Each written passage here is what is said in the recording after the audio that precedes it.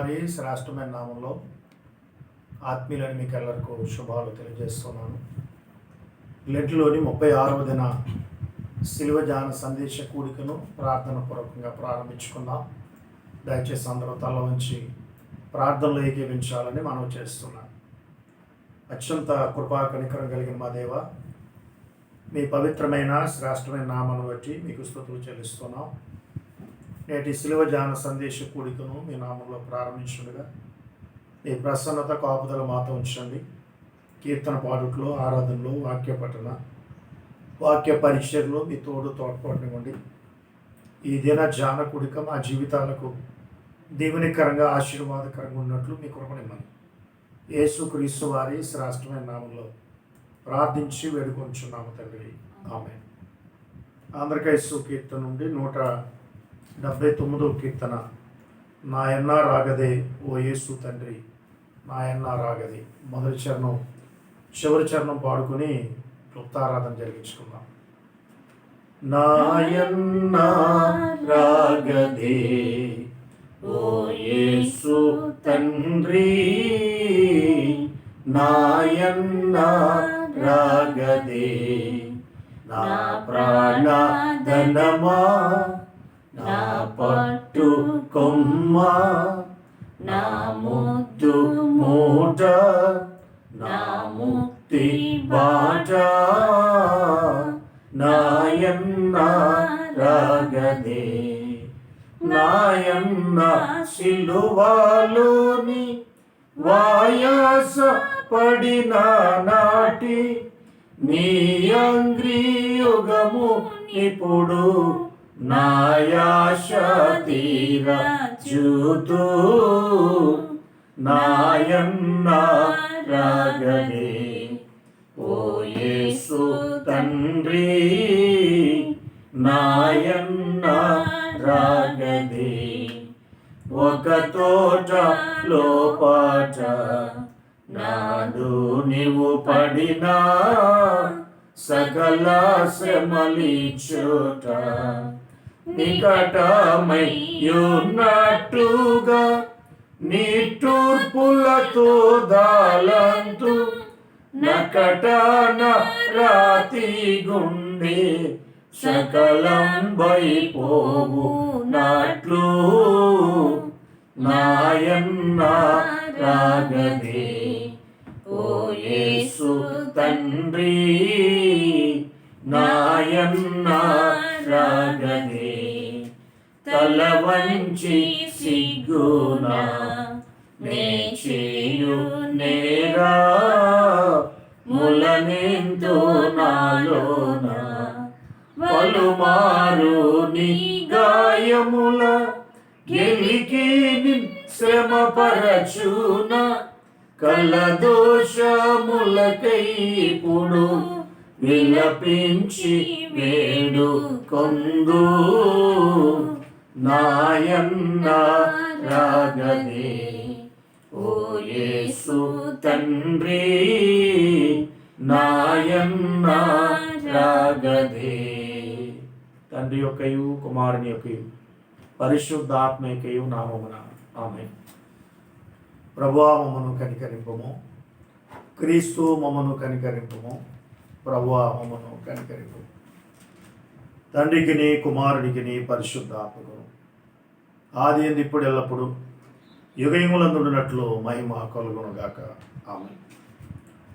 లెంటులోని 36వ దిన శిలువ ధ్యాన సందేశం కొరకు ఏర్పాటు చేయబడిన పరిశుద్ధ వాక్య భాగముగా అపోస్తలుడైన పౌలు ఫిలిప్పీలకు రాసినటువంటి పత్రిక.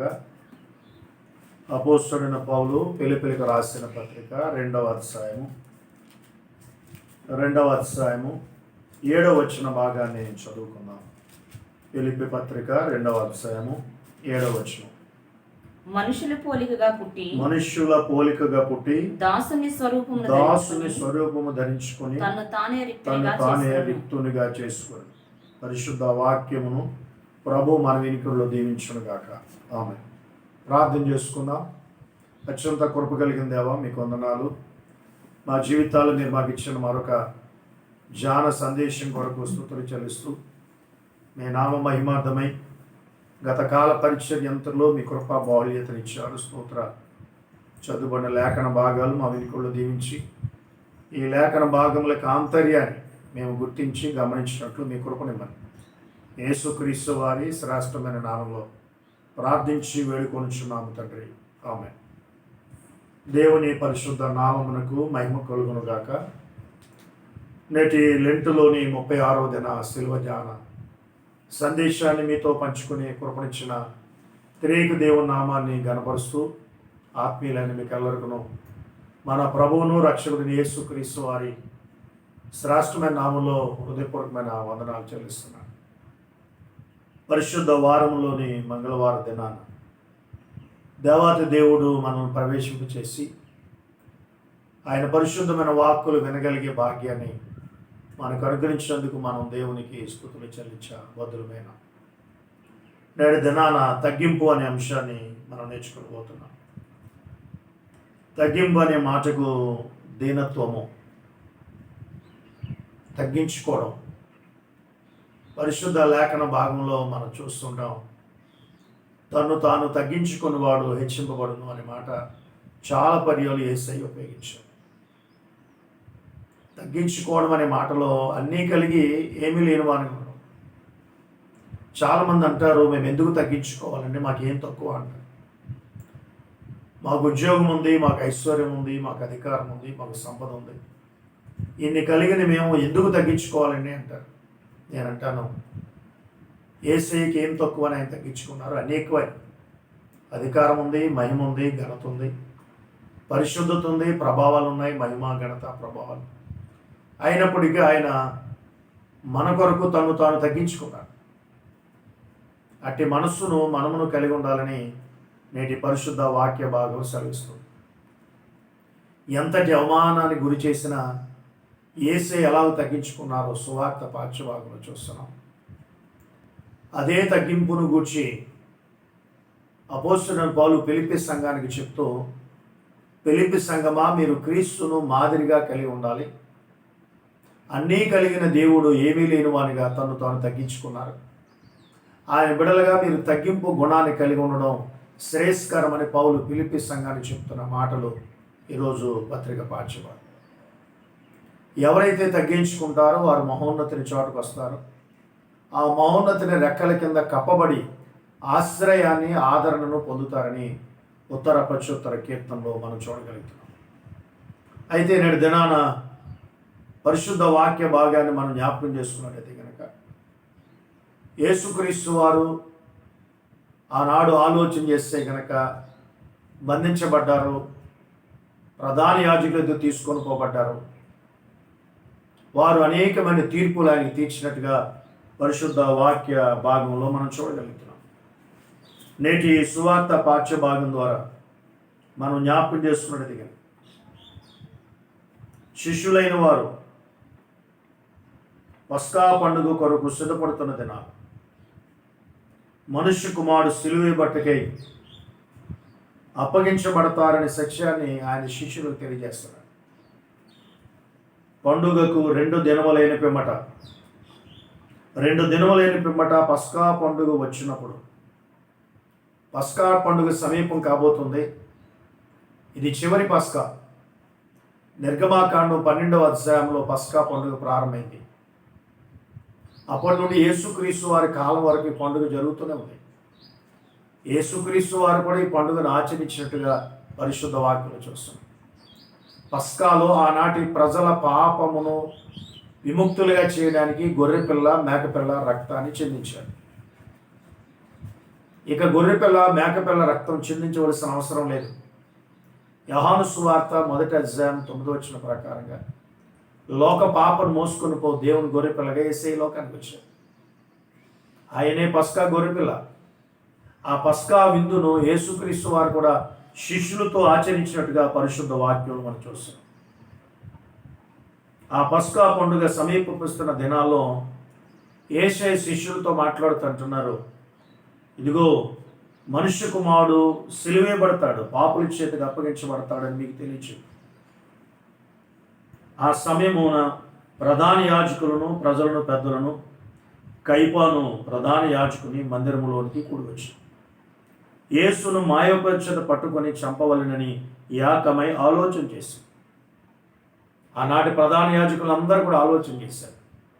శిష్యులైన వారికి చెప్తున్నారు యేసయ్య, ఇదిగో మనిషి కుమారుడు పాపుల చేతికి అప్పగించబడతాడు, వారు ఆయనను మరణానికి అప్పగిస్తారు, కానీ దేవుడు ఆయనను మరణానికి లేపుతాడు. యేసయ్య మాటలు ఆనాడు శిష్యులు సరిగా గ్రహించలేని వారు ఉన్నారు. కానీ ఆనాటి ప్రధాన యాజకులను గురించి మనం చదువుకున్నాం. యాజకులు, ప్రజలు, పెద్దలు, కైప వాళ్ళందరూ కూడా ఒక ఆలోచన చేస్తే కనుక ఒక సమావేశాన్ని ఏర్పాటు చేసుకుని కైపాను వాడు కూడా ఆలోచన చేస్తాడు. మాయోపాయముల చేత ఆయనను ఎలాగూ పట్టుకొనవలనని ఏకమే ఆలోచన చేస్తాడు. ఒక మంచి పని చేయడానికి మనుషులు ఆలోచన చేయరు, కానీ చెడు పని చేయడానికి చాలా ఆలోచనలు వస్తూ ఉంటాయి. అలాగే యేసయ్యను మాయోపాయముల చేత పట్టుకోవడానికి, యేసయ్యలో తప్పు పట్టుకోవడానికి చాలా ప్రయత్నించారు. ఎక్కడ వారికి దొరకలా. ఇంకా మాయోపాయముల చేత ఏదో ఒక నిందను, అవమానాన్ని యేసు పైన పెట్టి ఆయన బంధించాలని ఆలోచన వచ్చారు. అందరూ కూడి వచ్చారని వాక్యం సెలవిస్తుంది. క్రీస్తకం 18 నుంచి 36 వరకు కైపా ప్రధాన యాజకుడిగా ఉన్నాడు. ప్రభుత్వంతో రాజీపడి ఇంతకాలం పనిచేశాడు. కానీ మనం జ్ఞాపకం చేసుకుంటే అతని పూర్తి పేరు యేసేపు కైపా అని వంశపారంపర్యంగా యాజకత్వాన్ని చేస్తూ వస్తున్నాడు. పస్కాను గురించి మనం జ్ఞాపకం చేసుకున్నట్టయితే లేవికాండంలో చక్కని మాట జ్ఞాపకం చేస్తుంటారు. పరిశుద్ధ గ్రంథము ద్వారా లేవికాండము 23వ అధ్యాయం 5వ వచన భాగాన్ని ఒకసారి మనం జ్ఞాపకం చేసుకుందాం. పరిశుద్ధ వాక్యం ద్వారా 23వ అధ్యాయము 5వ వచన భాగాన్ని, మొదటి నెల 14వ దినమున సాయంకాలం పస్కా పండుగ జరుగును. మొదటి నెల 14వ దినమున అంటున్నాడు. గమనించు, ఆనాడు ఇశ్రాయేలు ప్రజలు ఐగుప్తు దాస్యం నుంచి విడుదల విషయంలో పస్కా పండుగను వారు జరిగించారు. యేసయ్య కూడా పస్కా పండుగను జరిగించుకోవడానికి శిష్యులకు ఆజ్ఞాపించినట్టుగా మేడగదిని సిద్ధపరిచినట్టుగా చరిత్రలో మనం నేర్చుకుంటున్నాం. అయితే ఇక్కడ గమనించాలి, పాపుల కోసం తన కుమారుని క్రీస్తును మరణింపచేయడానికి దేవుడు ఇష్టపడ్డాడు. కొరింథీయులకు రాసినటువంటి మొదటి పత్రిక 5వ అధ్యాయము 7వ వచన భాగాన్ని మనం జ్ఞాపకం చేసుకున్నట్లయితే, మీరు పులిపిండి లేనివారై గనుక క్రొత్తదగు పిండి, మీరు పులిపిండి లేనివారై క్రొత్త ముద్ద ఒకటికే పాతదైన పులిపిండిని తీసివేయండి. ఇంతే కాక క్రీస్తును పస్కా పశువు వధింపబడిను అంటాడు. యేసుక్రీస్తు వారే పస్కా పశువుగా వధింపబడ్డారు. ఇక అది చివరి పస్కా. కాబట్టి దుర్మార్గులు ఎల్లప్పుడూ న్యాయవంతులకు విరోధంగా ఉంటారు. దుర్మార్గులు ఎప్పుడు న్యాయం జరిగించే వారికి విరోధంగానే లేని మాటలు ఆలోచన చేస్తూ ఉంటారు. పరిశుద్ధ లేఖన భాగంలో కూడా మనం చూస్తున్నాం. కీర్తనకారుడు కూడా జ్ఞాపకం చేస్తుంటాడు. ఆనాటి ఆలోచన చేస్తే కనుక ప్రజలు, రాజులు, అధికారులు క్రీస్తుని ఎలాగో సంహరించాలని వారు ఆలోచన చేస్తున్నట్టుగా పరిశుద్ధ వాక్య భాగంలో మనం చూడగలుగుతాం. కనుకనే కీర్తనకారుడు జ్ఞాపకం చేస్తున్న మాటలు మనం జ్ఞాపకం చేసుకున్నట్టుది కనుక 2వ సంకీర్తన 3వ వచనంలో భూరాజులు యెహోవాకును ఆయన అభిషక్తుని విరోధముగా నిలువబడుచున్నారు, ఏలికలు ఏకీవించి ఆలోచన చేయించున్నారు. భూరాజులందరూ అంటాడు, గమనించారు. ఏలికలు ఏకీవించనగా ఏలినవారు, ప్రజలు పరిపాలించేవారు అందరూ కూడా దేవుని పైన ఆలోచన కలిగి ఉన్నారు, ఎలాగో సంహరించున్నారు. కానీ పరిశుద్ధ లేఖన భాగం సెలవిస్తున్న మాటలు, పండుగలో ఎక్కువ జనం వచ్చారట. కనుకనంటారు అక్కడ 5వ వచనంలో, మత్తయి సువార్త 26వ వచనం, అయితే ప్రజలలో అల్లరి కలుగుకుండా నిమిత్తము పండుగలు వద్దని చెప్పుకున్నారు. ఆనాడు యేసును అనేక మంది వెంబడిస్తున్నారు. పండుగలు ఎక్కువ గలిలయ ప్రాంతానికి చెందిన వారు వచ్చేవారు. ఆ ప్రాంతంలో యేసే చేసిన సువార్తను బట్టి గలిలయ ప్రాంతంలో ఆయనను వెంబడించేటువంటి ఆత్మీయులు అనేక మంది ఉన్నారు. వారి ఎదుటి యేసును బంధిస్తే వారు వ్యతిరేకిస్తారని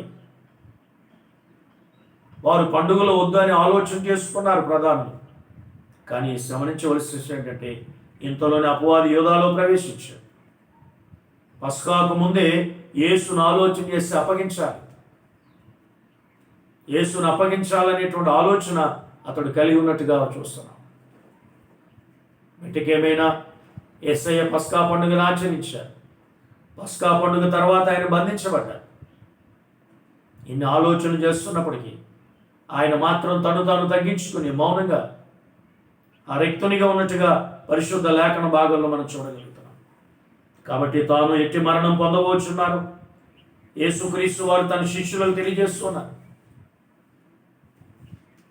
ఇక మనం జ్ఞాపకం చేసుకుంటే కనుక శిలువ మరణం అనేది చాలా ఏహ్యమైనది. ఎవరు దాన్ని ఇష్టపడేవారు కాదు. ఈ మరణ విషయంలో చాలామంది తప్పించుకోవడానికి ప్రయత్నించేవారు. కానీ యేసు మాత్రం ఇష్టపడి సర్వ మానవాళి విమోచన కొరకు ఆయన నలుగొట్టుట తండ్రికి ఇష్టమాయను, ప్రాణం పెట్టుటకు కుమారుడు కూడా ఇష్టపడినట్టుగా పరిశుద్ధ వాక్యంలో చూస్తున్నాం.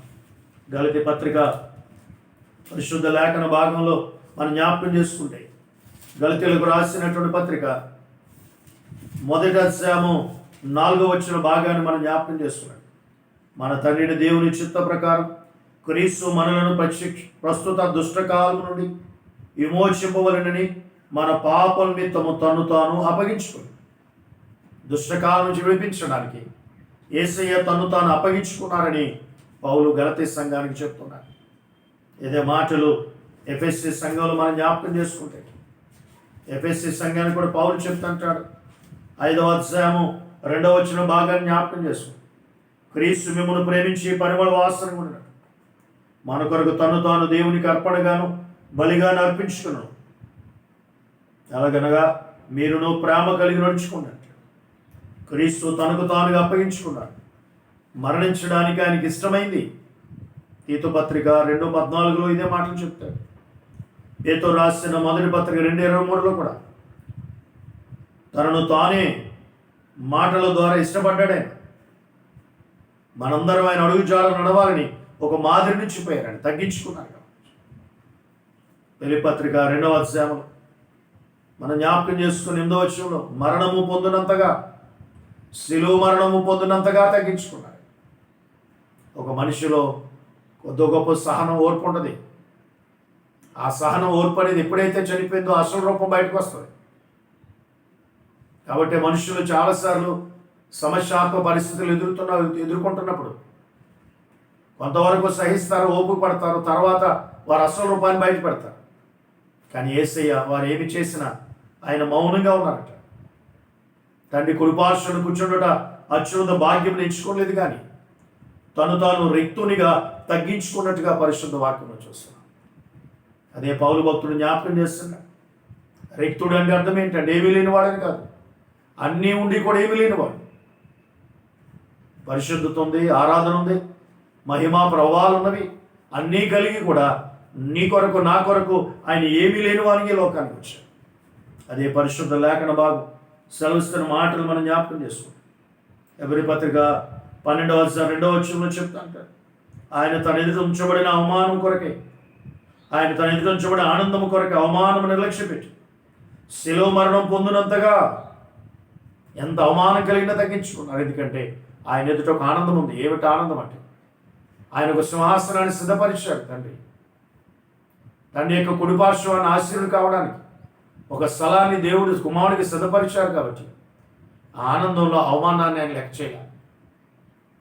ఆ ఆనందము కొరకు ఎంతటి అవమానాన్ని అయినా సహించి ఆయన తను తాను తగ్గించుకున్నారనడానికి ఏమాత్రం సందేహం.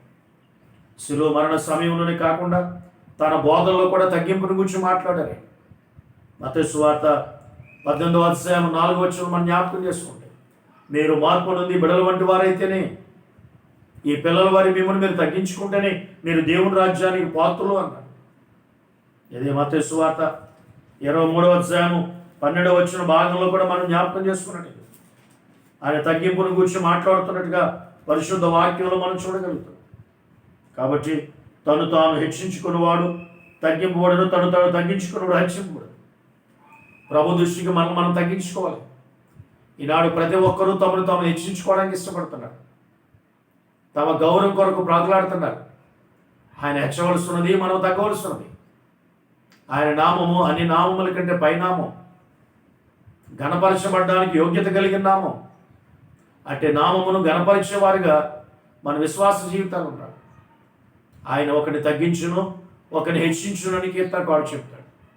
ఎవరైతే ఆయన దృష్టిలో తగ్గింపు కలిగి ఉంటారో వారిని హెచ్చించేటువంటి దేవుడు. దావీదు గొర్రెలు కాచుకుంటూ తను తాను తగ్గించుకున్నాడు. ఆ కారణంగా దావీదును దేవుడు ఎంతగా హెచ్చించాడు, ఎంతగా ఇష్టపడ్డా, నేను ఎపాటి వాడిని అంటున్నాడు దావీదు. కాబట్టి క్రీస్తు యేసును కలిగిన ఈ మనస్సును మీరు కలిగి ఉండడని పౌలు తన పత్రికలో చెప్తూ ఉంటాడు. ఏమిటా మనస్సు అనగా తగ్గించుకునే మనస్సు అనే సత్యాన్ని జ్ఞాపకం చేస్తుంది. ఆయన బోధించినట్టుగానే ఆచరణలోనే అవకాశం ఉన్నప్పుడు ఆయన తగ్గించుకున్నారు. ఆయన తగ్గించుకుని చూపించారు. యోహాను సువార్త 13వ అధ్యాయంలో 4-5 వచనాలు ఆయన ఎంతగా తగ్గించుకున్నారంటే శిష్యుల పాదాలు కడిగేటంత, శిష్యుల పాదాలు కడిగేటంతగా ఆయన తగ్గించుకున్నారు. గురువై, ఇదిగో నేను మీకు ఎలా చేస్తున్నాను, మీరును ఒకరి పట్ల ఒకరు అలాగూ తగ్గించుకుని ఉండండి. తమలో ఎవడు గొప్పవాడని తారతమ్య శిష్యులు కలిగినప్పుడు యేసయ్య వారికి ప్రాక్టికల్గా ఈ గుణపాఠం వారికి నేర్పినట్టుగా పరిశుద్ధ వాక్యంలో మనం చూస్తాం. ఈ రోజుల్లో కుటుంబంలో కానీ, సంఘంలో కానీ, సమాజంలో నేను ఎక్కువ అనేటువంటిది ఉంది. కనుక నేను చాలాసార్లు అంటాను, మీకు కుర్చీ కావాలా, టవల్ కావాలంటాను. కుర్చీ ఏమో హెచ్చించుకునేది, టవల్ ఏమో తగ్గించుకునేది. నువ్వు అధికారం కావాలా, పెత్తనం కావాలా, పరిచర్య కావాలి. ఈనాడు చాలా చోట్ల పెత్తందారీతనం ఎక్కువైపోయింది, అజమాయిషీ చేసేవాళ్ళు ఎక్కువైపోతున్నారు. కానీ తగ్గించుకునే మనసు కనిపించట్లా. నువ్వేమి చేసినా ప్రభువు మెచ్చుకోవాలని కానీ వ్యక్తులు మెచ్చుకోసం కాదు. గమనించు, ఈనాడు మనుష్యులు మెప్పుకోల కోసం అనేకులు ఎదురు చూస్తున్నారు. ఒక పాట పాడితే అప్రిషియేషన్ కావాలి, ఒక సందేశం ఇస్తే అప్రిషియేషన్, అభినందన కావాలి, ఒక ప్రార్థిస్తే అభినందన కావాలి. ఇవి దేవుని కొరక, మనుషులు కొరక. దేవుడు వింటాడైనా మనుషులు వింటారు. ఈనాడు చాలా చోట్ల మనుషులు తమను తాము హెచ్చించుకోవడానికి ఇష్టపడుతున్నారు. హెచ్చించుకున్న అపవాదిని దేవుడు పాతాళంలో చీకట్లోకి త్రోసివేశాడు. హెచ్చించుకున్న నెబుకద్నెజరు గడ్డి తిన్నాడు. తను తాను హెచ్చించుకున్న వారందరూ కూడా ఎలాగో దేవుని నామంలో తగ్గించబడ్డారో చరిత్రలో ఎన్నో విషయాలు మనకు విశదమవుతాయి. ఈ సత్యాన్ని మనం గుర్తిరిగి తగ్గింపు మనస్సు కలిగి ఉండడానికి మనం ప్రయత్నిద్దాం. పరలోకమును విడిచుట, సింహాసనం విడిచుట, దాసుని రూపం దాల్చుట, ఎలాగో ఒకటి కాదు, యేసు ప్రభు జీవితాంతం ఆయన తగ్గించుకునే ఉన్నారు. సింహాసనం విడిచిపెట్టారు, పరిశుద్ధతను విడిచిపెట్టారు. దాసుని రూపం, ఆయన యజమానుడే ఉండి దాసుడు. దాసుడు అనగా ఆలోచన చేస్తే కనుక స్వతంత్రత లేని వాడు. మనం పాపానికి దాసులం. పాపానికి దాసులైన మనలను పవిత్రతకు దాసులుగా చేయడానికి, దరిద్రులైన మనలను ధనవంతులుగా చేయడానికి ఈ లోకానికి ఆయన దరిద్రుడిగా వచ్చాడు. తగ్గింపు మనసు కలిగి వచ్చాడు. ఆ సత్యాన్ని నేను కూడా గుర్తిరిగి దేవుని వైపు చూడవలసిన వారు ఉన్నాం. కనుకనే పరిశుద్ధ వాక్య భాగంలో పత్రికలు మనం చదువుకున్నాం. తగ్గింపును గురించి పౌలు భక్తుడు మాట్లాడుతున్నాడు. యేసుక్రీస్తులో ఉన్న ఈ తగ్గింపు మన జీవితాలు ఉండడం ఆశీర్వాదకరమని పరిశుద్ధ లేఖన భాగం శ్రమిస్తుంది. కాబట్టి ఇక్కడ అంటాడు, అందుచేత పరలోకమందున్న వారిలో కానీ, ఫిలిప్పీ పత్రిక 2వ అధ్యాయం 9వ వచనంలో, భూమి మీద ఉన్న వారిలో కానీ, భూమి కింద ఉన్న వారిలో కానీ ప్రతి మోకాలు యేసు నామమును వంగినట్లు ఆయన తను తగ్గించుకున్నారు. కాబట్టి ఈరోజు ఆయన హెచ్చించాడు దేవుడు. అందరూ ఆయన వైపు చూసే అవకాశం కలిగి ప్రతి నాలుగు తండ్రిని దేవుని మహిమార్థమై యేసుక్రీస్తు ప్రభువుని ఒప్పుకున్నట్లు దేవుడు ఆయనను అధికముగా హెచ్చించి ప్రతి నామమునకు పైనామము అనుగ్రహించాడు. దానికనే భక్తుడు జ్ఞాపకం చేస్తుంటాడు, అన్ని నామముల కన్నా పైనామము యేసుని నామము, ఎన్ని తరములకైనా ఘనపరచదగిన క్రీస్తు నామము. యేసునామము జయం జయము, సాతాను శక్తులు లయం లయము. యేసునామము జయం జయము, సాతాను శక్తులు లయం లయము. అన్ని నామముల కంటే పైన మహోన్నతుడైనటువంటి దేవుడు. ప్రతి మోకాలు ఆయన పేరిట వంగాలని ఆయన ఆ రోజుల్లో తగ్గించుకున్నారు. కాబట్టి తండ్రి చిత్తానికి లోబడ్డారు కాబట్టి ఈరోజు సర్వమానవాళ్ళు ఆయన వైపు చూస్తున్నారు. ప్రతి మోకాలు ఉంగునట్లుగా ఆయనను అధికముగా హెచ్చించి ప్రతి నామమునకు పైనామము అనుకరించారు. ఆయన దేవతలకు దేవుళ్ళు అనబడే వారికి, రాజులకు, అందరికీ దేవుడే. భూలోక సంబంధమైన దేవతలందరూ ఆయన ముందు నమస్కరించాలని పరిశుద్ధ లేఖనం మాకు సెలవిస్తుంది. అటు గొప్ప తగ్గింపు కలిగిన దేవుని బిడలంగా ఆ తగ్గింపు అనేటువంటి ఆధ్యాత్మిక గుణాన్ని మన జీవితాలు మనం కలిగి ఉన్నాం.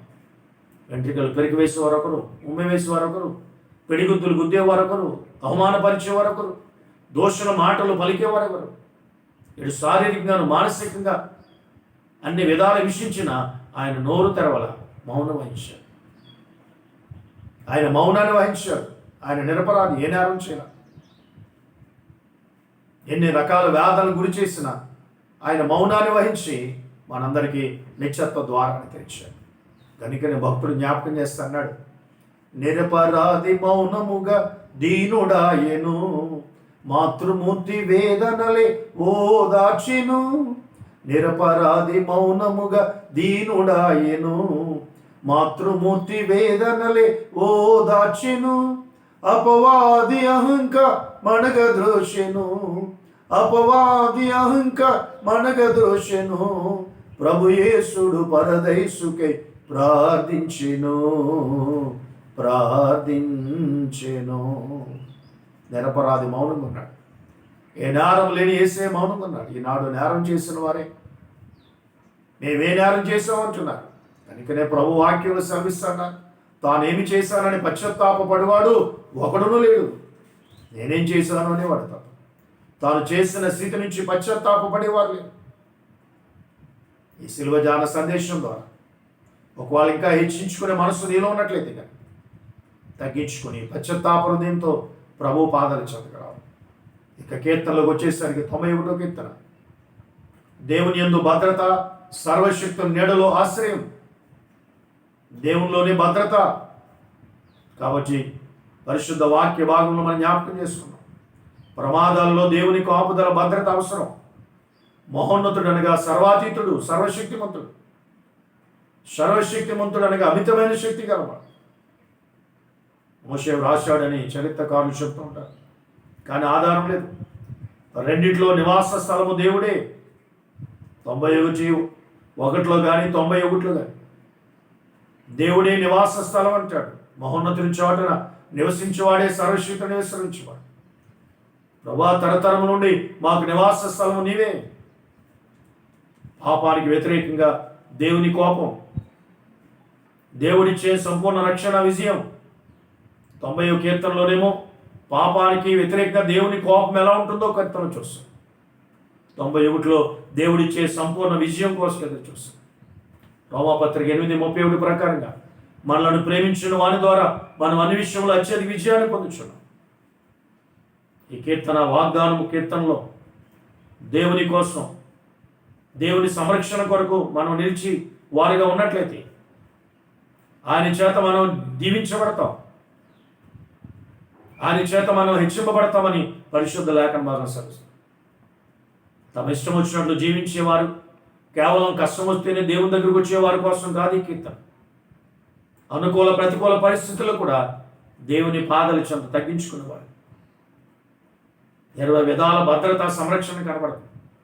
మహోన్నతుని చాటుకు మనం రాగలిగితే, మహోన్నతుని చాటు నివసించేవాడే సర్వశక్తులను విశ్రమించేవాడు. ఆయన మనకు ఆశ్రయంగా ఉంటాడు, కాపాడుతాడు, తెగులు రాదు. ఇలాంటి 20 విధాలైన భద్రత, సంరక్షణ కార్యాలు ఈ కీర్తనలు కనబడుతుంది. 20 రకాలు. తగ్గింపు కలిగి ఉండాలి, ఆయన రెక్కల కిందకు రావాలి, దేవుని ప్రేమించేవారు ఉండాలి. అది మాత్రమే కాక మనం జ్ఞాపకం చేసుకున్నాం, ఆయన మనకు భద్రత ఇస్తాడు. ఏ తెగులు నీ గుడారంలో రానివ్వడు. నీవు ఆయనను ప్రేమిస్తే ఆయన అన్ని విషయాల నిన్ను హెచ్చించి కాపాడుతాడని పరిశుద్ధ వాక్యం ద్వారా ఈ కీర్తనలో మనం చూడగలుగుతున్నాం. దేవునిలోనే భద్రత, దేవునిలోనే సంరక్షణ, దేవునిలోనే పరిపూర్ణమైనటువంటి కాపుదల మన దైనందిన జీవితాల్లో మనం పొందగలమని పరిశుద్ధ లేఖన భాగం సెలవిస్తుంది.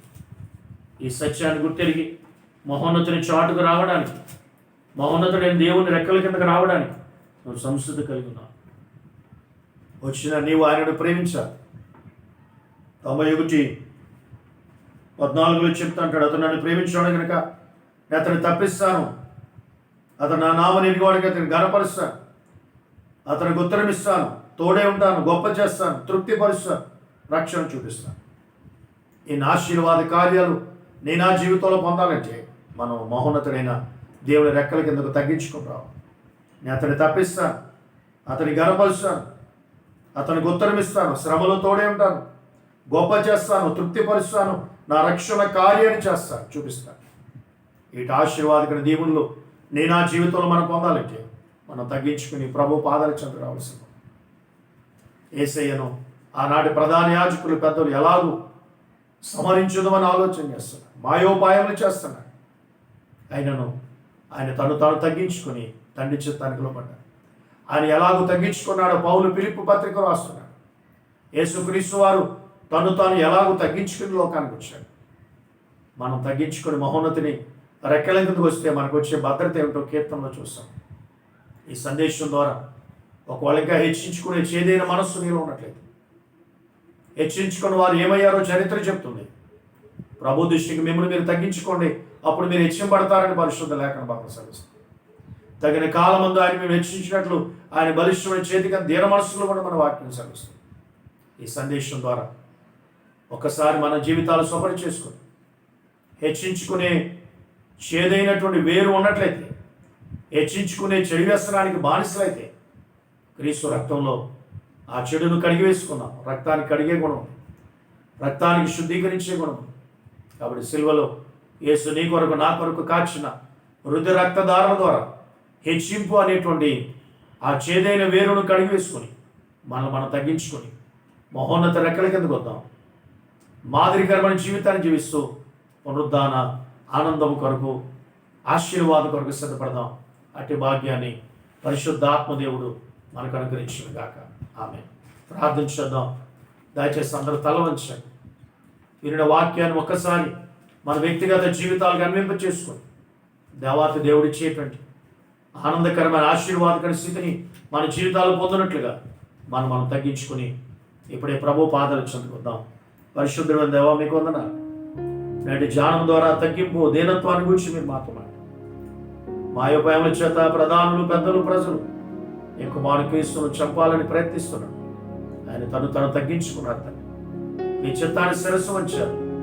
మా పైన ఎందరో వ్యతిరేక ధోరణి కలిగి ఉన్నారు. ఎవరు మమ్మల్ని సంహరించాలనుకున్నా మేము వారి వైపు చూడక మీ చిత్తం వైపు చూస్తూ తగ్గించుకునే మనసు మాకు దయచేయండి. మరి ఎంతగా తగ్గించుకున్నారు పౌలు ఫిలిప్పీ సంఘానికి చెప్తున్నారు. ఆయన విధేయత చూపిన వాడి తండ్రి కుడిపార్శ్వం విడిచిపెట్టారు, మహిమ ఘనత ప్రభావం విడిచిపెట్టి వ్యక్తులుగా తగ్గించుకున్నారని సందేశం. అంటే తగ్గింపును మేమునో కలిగి మహోన్నతుడు మీరు ఎక్కడి కిందకు వస్తే మీరు మాకు ఆశ్రయాన్ని భద్రతనిస్తారు. తప్పించేవారు కానీ, ఘనపరిచేవారు కానీ, రక్షణ చూపించేవారు కానీ, ఆశీర్వాదం ఈవులు మాకు ఇస్తారని ఈ సందేశం ద్వారా మీరు మాతో మాట్లాడారు. అలాగే మేమును తగ్గించుకుని ప్రభు హెచ్చించుకునే చేదేని వేరు తీసుకువేసుకుని మీ పరిశుద్ధ పాదాలు చదువుకొచ్చి మీరు ఇచ్చేటువంటి ఆశీర్వాద ఈవులను పొందినట్లు మీ కృపను ఈ సందేశం లేఖిస్తున్న ప్రతి ఒక్కరిపైన మీ కృపాస్థానించి ఈ సేవ ధ్యాన సందేశ దీవెనలు ఆశీర్వాదాలు వెనక దయచేయండి. యేసును అడుగుచున్నాం తండ్రి, ఆమేన్. పరలోకమందున మా తండ్రి, నీ నామం పరిశుద్ధపరచబడుగా, నీ రాజ్యం వచ్చునుగా, నీ చిత్తం పరలోకమందు నెరవేర్చున్నట్లు భూమి యందు నెరవేరినది. మా దినాన్ని మాకు దయచేయండి. మళ్ళీ అపరాధము చేసిన వారు మేము క్షమించిన ప్రకారం అపరాధం క్షమించు. మన శోధనలో తేక దుష్టుడు తప్పించు. రాజ్యము, శక్తియు, మహిమయు నిరంతరం నీవేనా తండ్రి, ఆమేన్. దేవుని ప్రేమ, ప్రభువైన యేసుక్రీస్తు వారి కృప, పరిశుద్ధాత్మ సహవాసము సదా మీకెల్లరికూ కూడి ఉండును గాక. సిలువలో నాకై కాచెను యేసు రక్తము, శిలనైన నన్ను మార్చెను యేసు రక్తము, యేసు రక్తము, ప్రభు యేసు రక్తము, అమూల్యమైన రక్తము, యేసు రక్తము, అమూల్యమైన రక్తము యేసు రక్తము సమకూర్చు నన్ను తండ్రితో యేసు రక్తము సంధి చేసి చేర్చును యేసు రక్తము యేసు రక్తము ప్రభు యేసు రక్తము ఐక్యపరచును తండ్రితో యేసు రక్తము ఐక్యపరచును తండ్రితో యేసు రక్తము. ఆమేన్. Thank you. God bless you.